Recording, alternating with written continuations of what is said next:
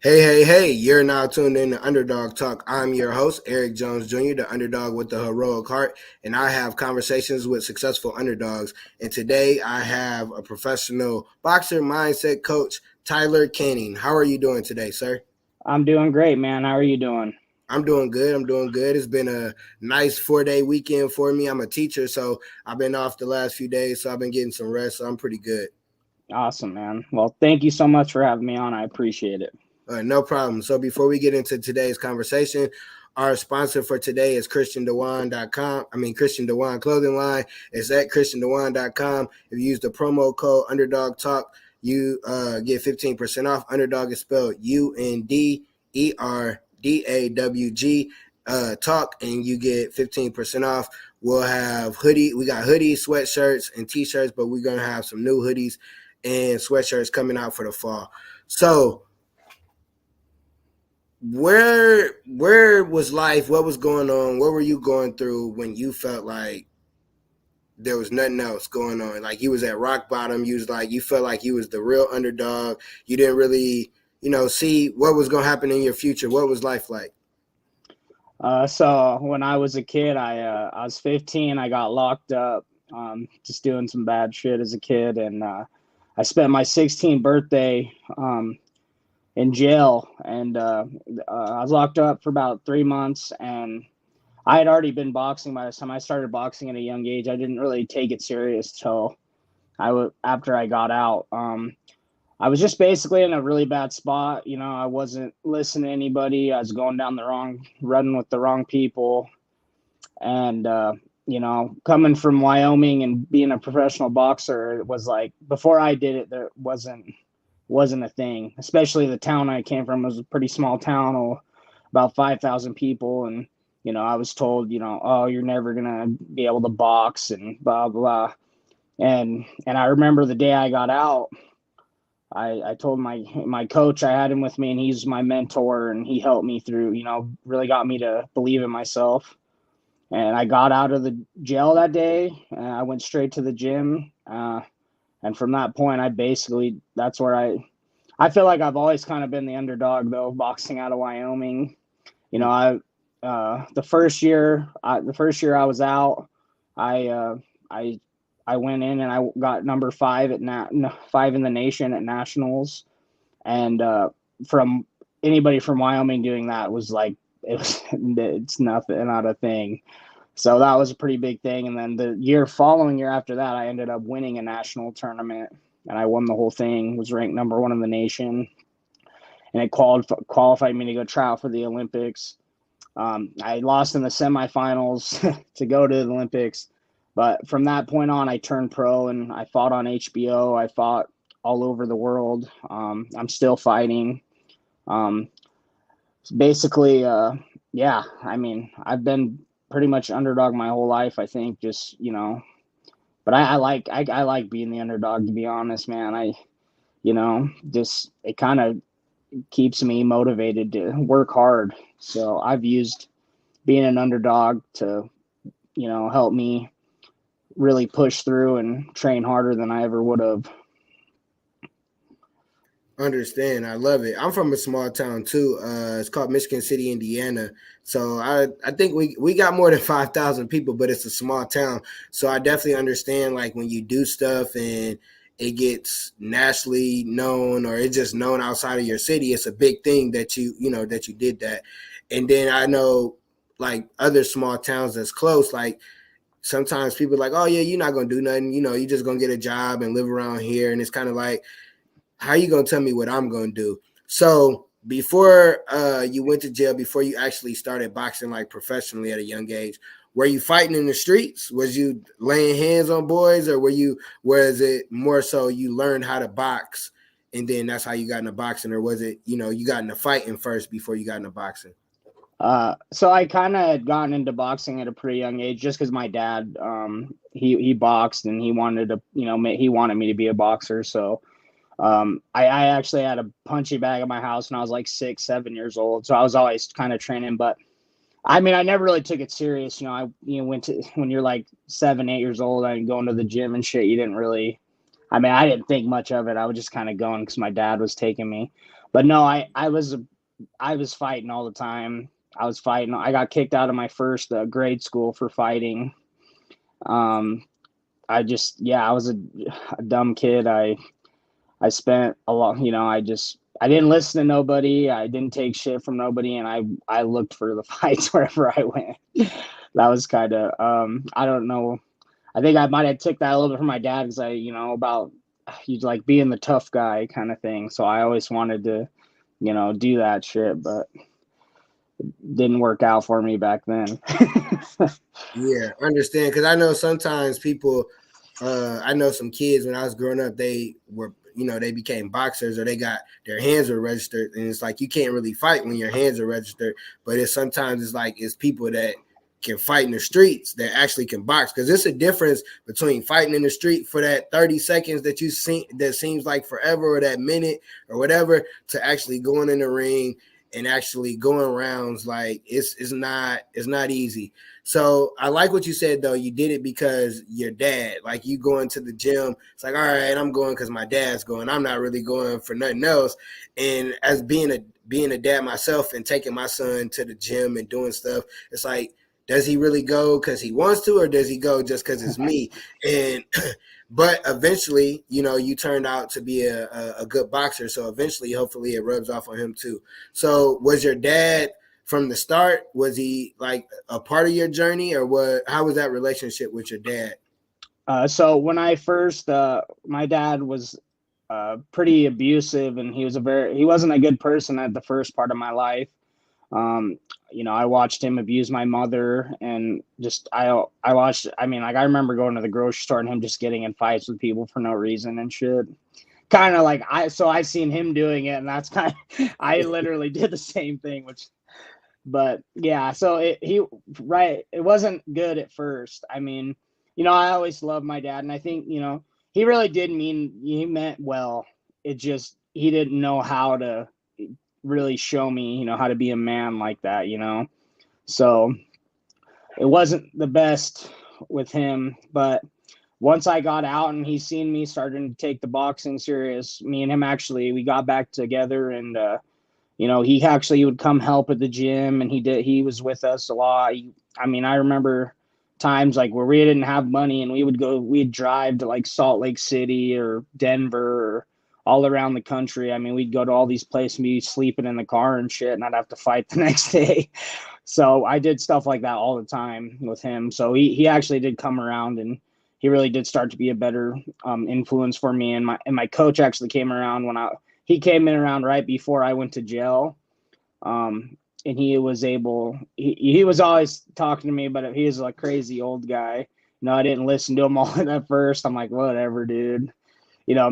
But when I got out, he's really the one who pushed me to be a better person, and he changed my life, man. And actually, I lost my dad about 8 years ago, and then I lost my coach just about a year and a couple months ago. So that's been pretty tough. But yeah, no, they both, my coach and my dad both helped me a lot to become, the best fighter I could be and everything. That's good. I'm sorry to hear that about your dad and your mentor.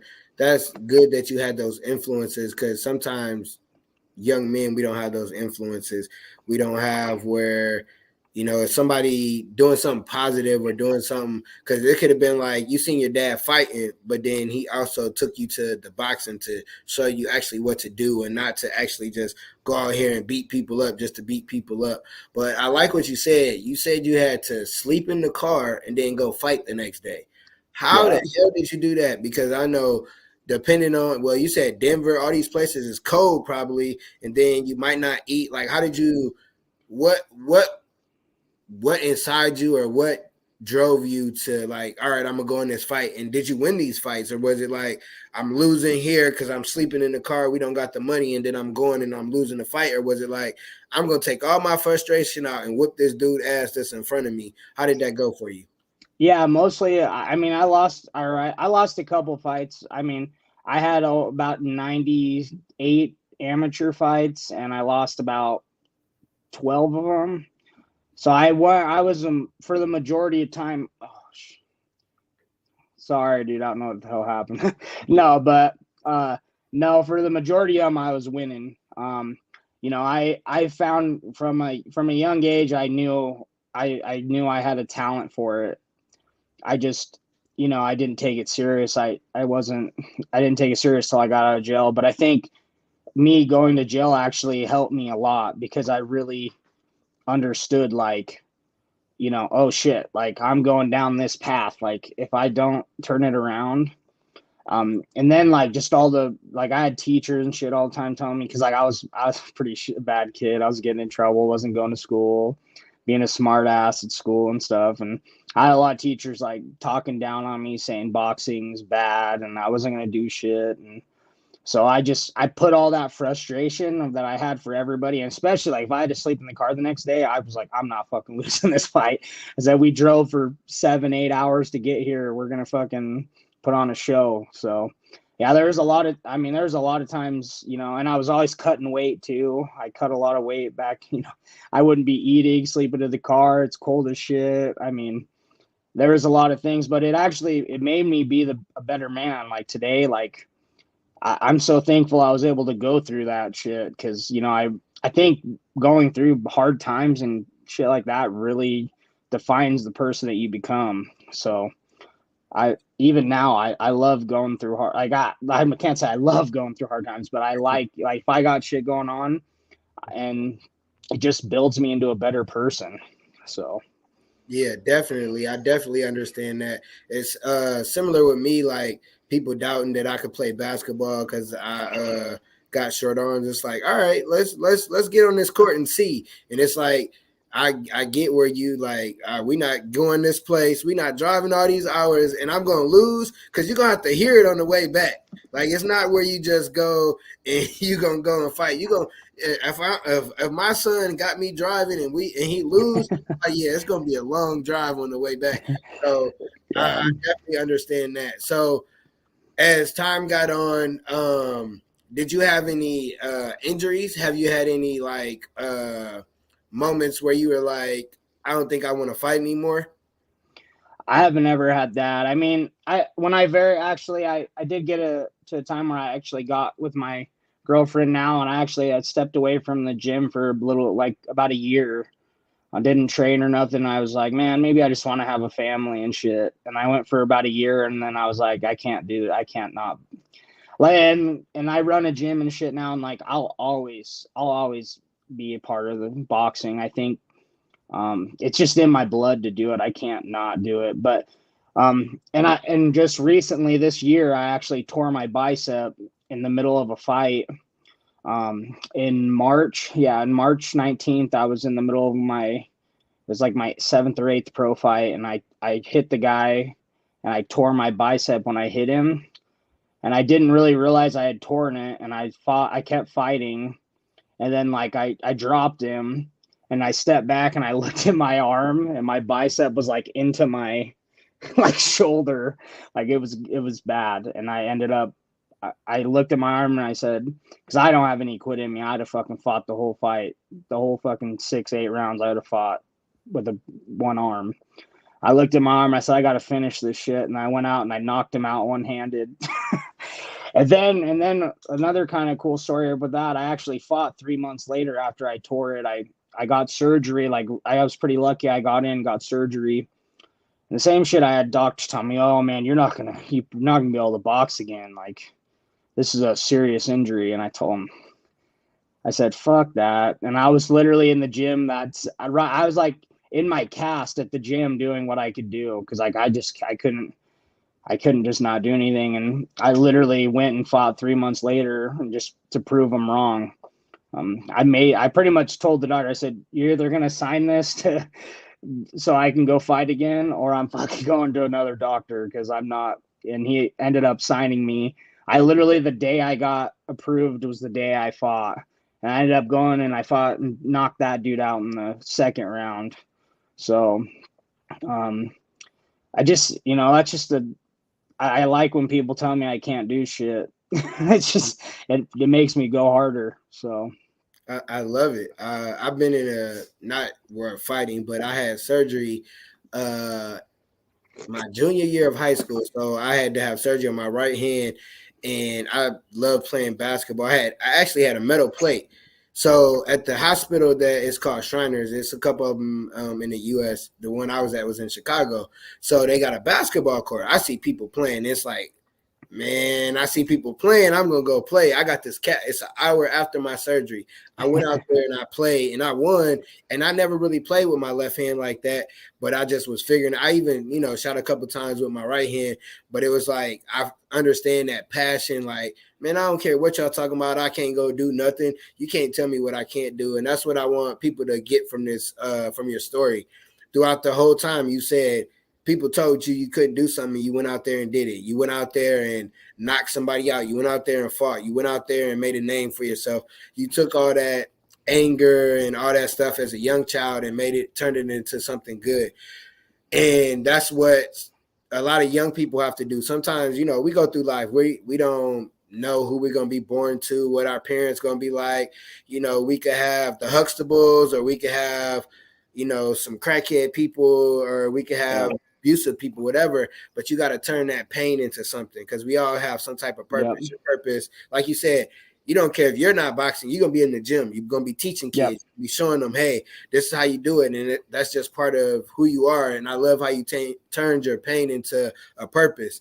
So as you've been fighting, have you been able to monetize, or is it something that you're still in the beginning stages? Because I know in every sport, at certain levels, you get paid a certain amount. Sometimes you fight for free. Sometimes you get paid a lot. So how is that part of boxing going for you?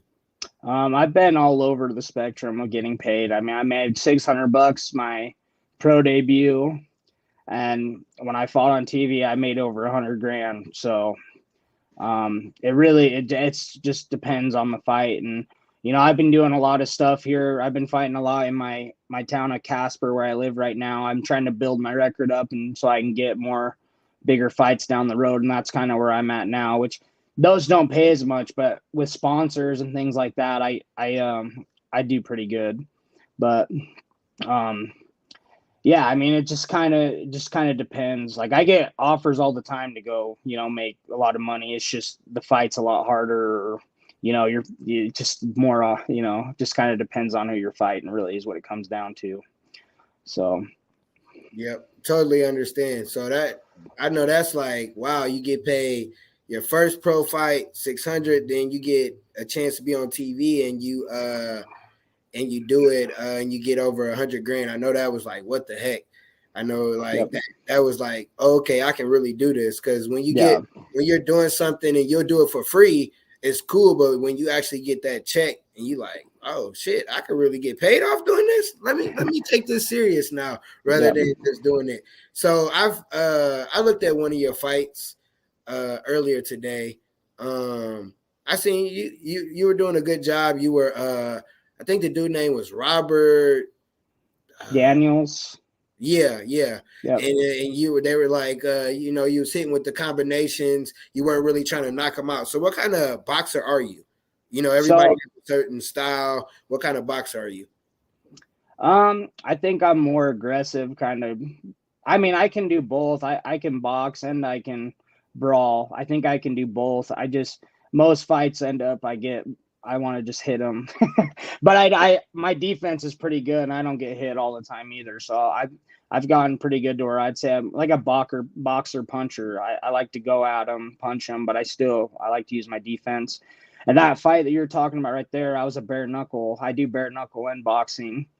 Kind of a cool thing about that. That guy was a little bit older, but he actually had 3 world titles when he was boxing. But yeah, I kind of retired him. But he said I retired. I was gonna ask you like about that, because I seen that. I was like, hold on, they don't got gloves. I'm like, what kind of this? This is some real street fight. So you do both. Okay. Yeah, I do both. Is it a difference? Like when you're fighting, like how is it? What's the difference between doing both of those? So really the big difference I would say is with the bare knuckle, it's a lot less. I can't hit as hard because you'll break your hand. So you got to be really careful. And there's a lot more cuts.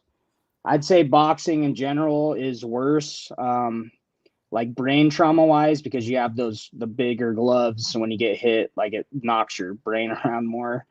But the difference, I'd say, and your defense has to be really good in bare knuckle, because I mean, as soon as you get hit, I mean, if you get caught, you don't have to be that hard, and if you get hit clean, it's over.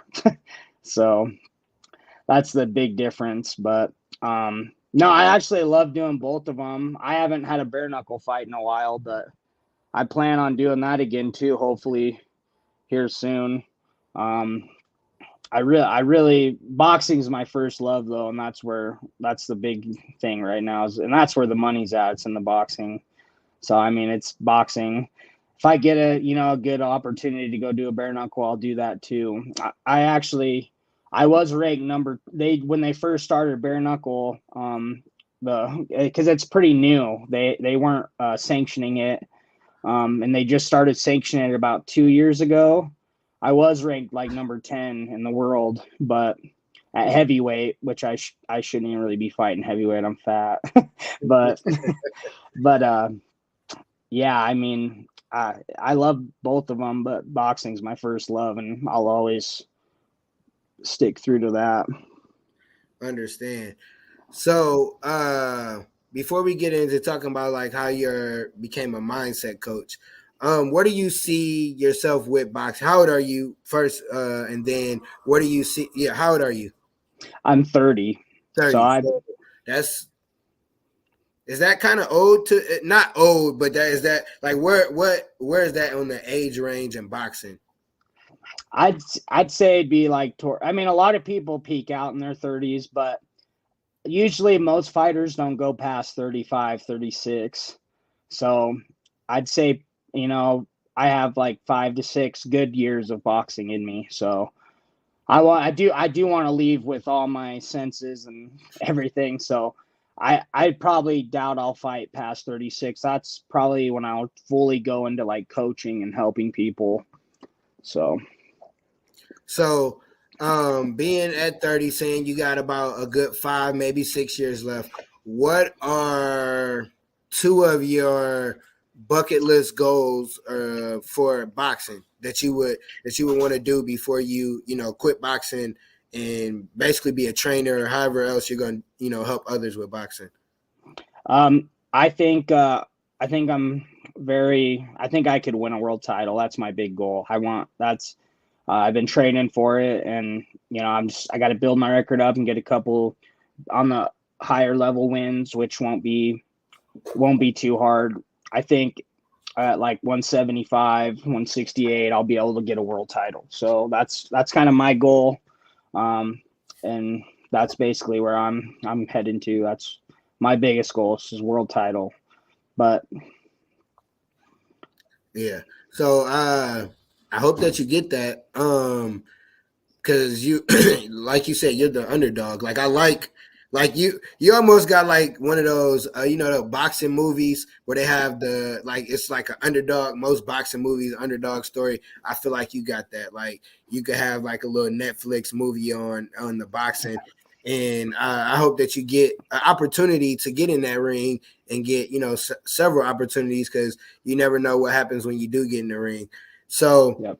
how did you become a mindset coach? I understand your mindset, because going through sleeping in a car and having to box, or just the different stuff that you have to have, because you got to be not physically, just mentally strong too, being a boxer. So how did you become a mindset coach along with boxing? So one thing, yeah, when I lost my coach about a year ago, I was really thinking, because I love fighting, but I said, I can't fight forever. So I was thinking, man, how could I really, really help somebody, but still kind of stay around, the boxing and stuff too. I mean, I still run a gym and stuff like that, so I'll always be like that. But I said I really wanted to find something where I could actually really help people, because I feel like my calling is to help people. I believe in God, and I want to be able to just help people. So I'd say about 4 months ago, I took a little course thing, and I said, I'm gonna do this too, because I have a lot of good qualities to help people and show people in my life and just show them, hey man, like if you change the way you think about stuff, you can really, make it, you can make it better for yourself. So that's really what got me into it. When I lost my coach and he was such a good mentor, helper to me, I said, man, I got to be able to try to do this to people too, and I'm good. I do it at the gym too, but I was like, I got to be able to help more people. And that's why I got into the doing it like online and helping people stuff that way.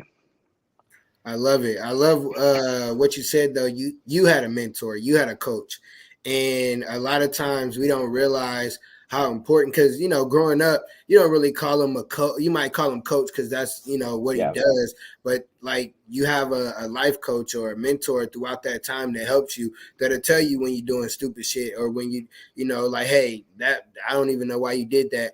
And I like what you said. You wanted to go past just the gym. You wanted to go past with helping. And that's like with me. I work at a school, so I don't just help people in my class.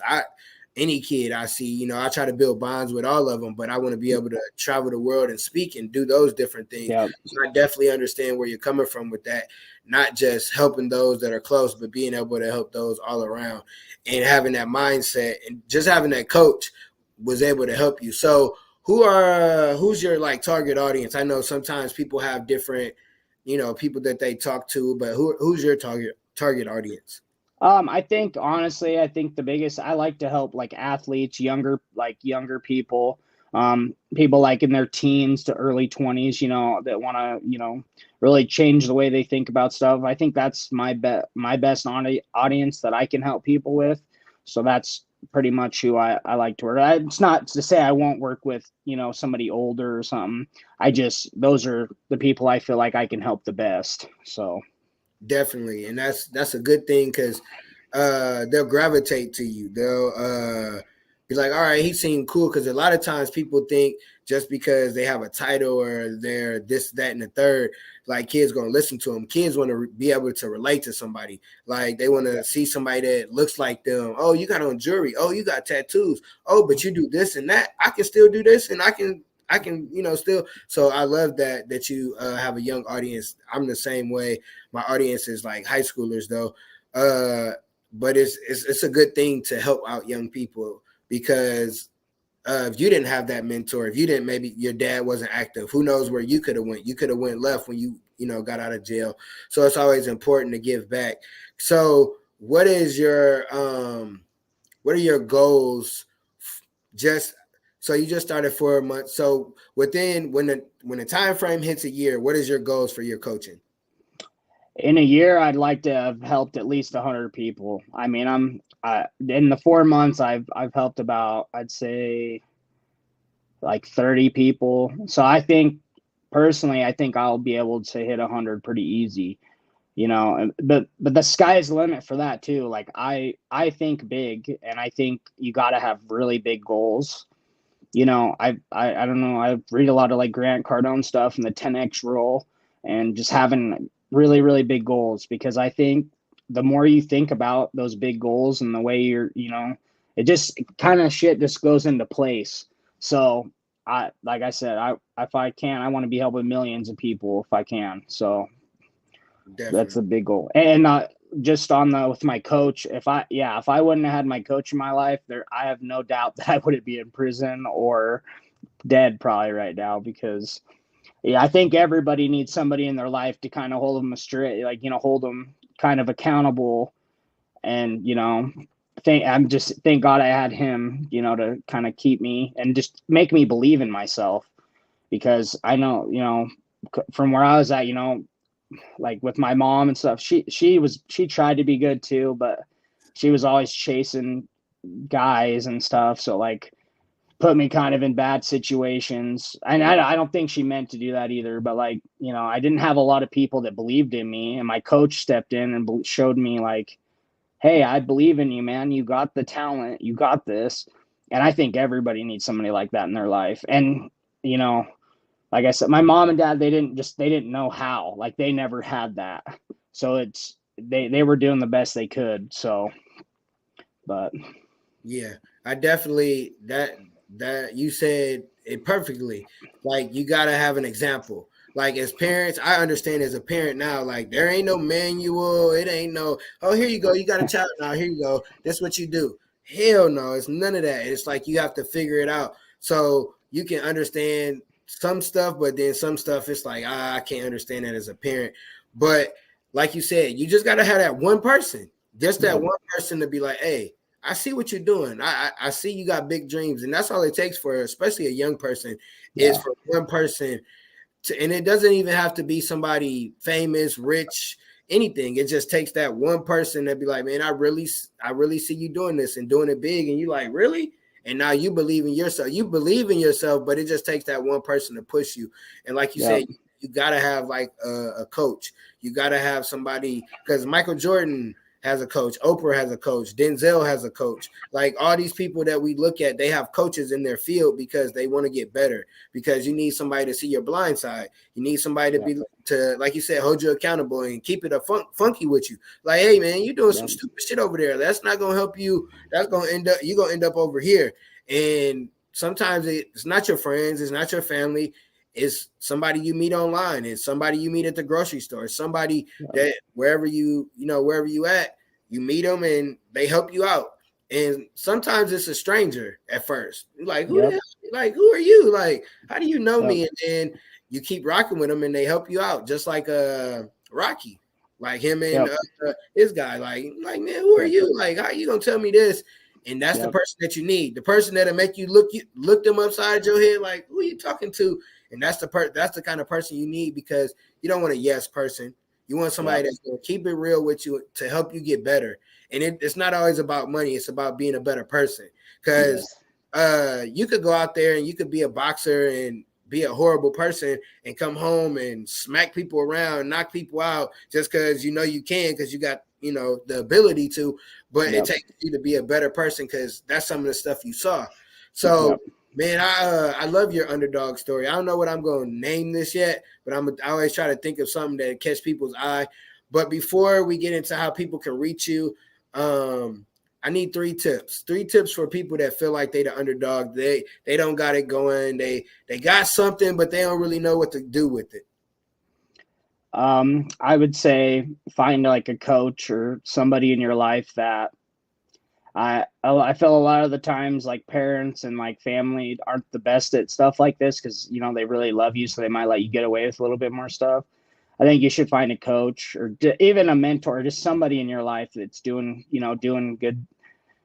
Get around people that are doing it.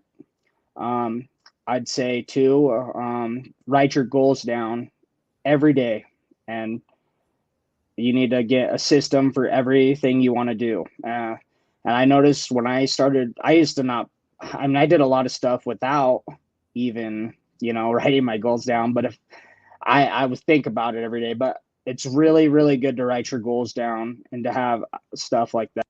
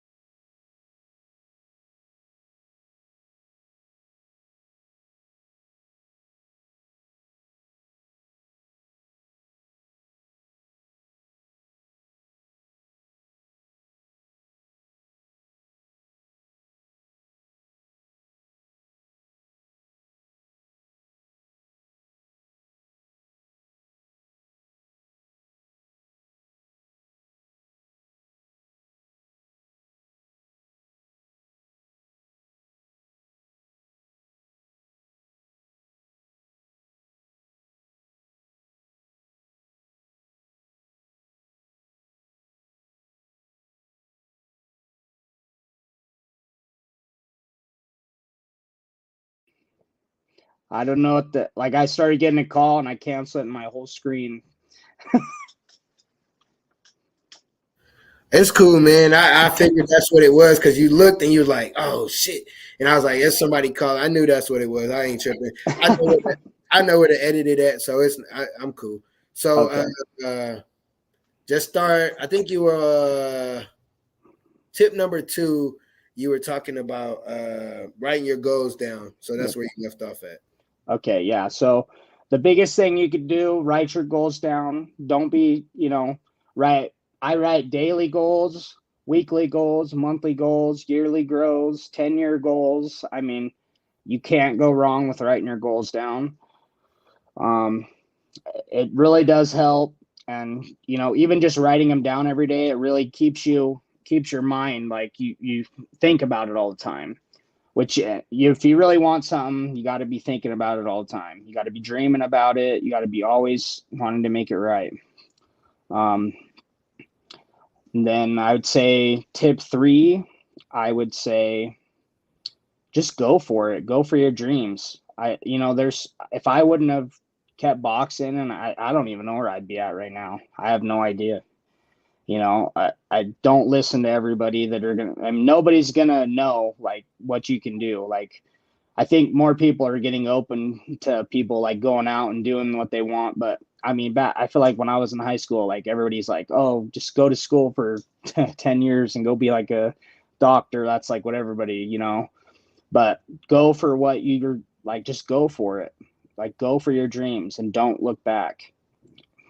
I love it. I love it. They're simple, practical tips. Like get you a mentor, write your goals down, and when you write your goals, put a date.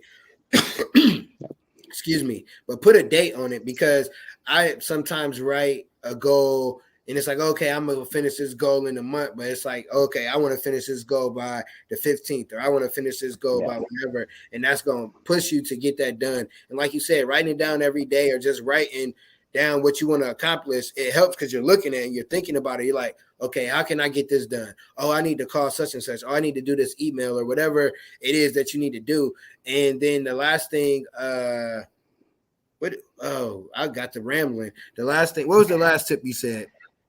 Um, to just go for it. Go Just for it. go Yeah, for it. Yeah. just go for it. Like no matter if you don't got no money, no matter if you don't know what you're doing, just go for it. Do it scared because when you do it Yes. scared, like it's just like if your car breaks down, right? Your car breaks down, you sitting there, you're in the car. People gonna pass you by. But if you sitting there and you under the hood or you changing the tire, somebody gonna stop and say, "Oh, you need some help." You don't know what you're doing, but you like, okay, let me go out here and try to do it. And Yep. that's when you'll get the help that you need. So do Yep. it scared. Don't wait for somebody. It's never a right time to do anything. Yep. I It just agree. go ahead. It always falls into place. Like, everything I've done it's always worked out. Like, it just weird. If it's meant to happen, it's gonna happen, and it'll all fall into place. Just don't give up, because the times that it's hard, it means the times you need to be going harder. So When it's the times when it's hard is the times you need to go harder. yeah, I'm gonna say that could be your quote. Uh, that unless you got another quote, I'm gonna leave that as that's your quote. When times are harder, you need to go harder. yeah. Um, how can people reach you? How can they reach you online? How can they check out your fights? Those different things. Yes, you can go Tyler Canning. If you put Tyler Canning in, I think basically it'll show up on my Instagram and everything. I have my link in there to all my things. You can schedule like just a free coaching call with me if you want to. I have all my stuff on there. I think I have my link tree in my Facebook too. But I mean, just shoot me a message too. I mean, I love talking to people. I love helping people, man. So anybody that if you're down one day and you need somebody to talk to, just hit me up. I'm here for it. I love it. I appreciate you. I definitely gonna have your linked in the show notes. But again, I appreciate you for coming on, reaching out to me on Facebook. I love your story, how you just never gave up. Even though the beginning of life it was kind of rough. It was, you didn't know where you was going, but all you needed was that one person to help you turn your life around. So good luck to you in this boxing world, because like you said, you could take one hit and it could change everything for you. I hope that you do accomplish that world title. Definitely, if you have a fight coming up, I definitely want to tune in and watch and see how it's going, because I'm gonna be rooting for you. I'm gonna be talking shit. I don't even care who the other guy is. I know you're gonna beat their ass. So I appreciate you for coming on. Do you have any closing words? Just get yourself a coach and go out and get it, because it's never too late to start either. Like it's never too late to start. It's never too late to make your dreams come true. I don't care if you're 60, 70 years old. It doesn't matter. Just go after it. Everybody's got to start somewhere, and it's hard sometimes, but the hard times, when you keep going, it's worth it. It's a lot worth it in those times than it would be if you're sitting on your deathbed wishing you would have went for it. So I love it, man. And on that note, peace.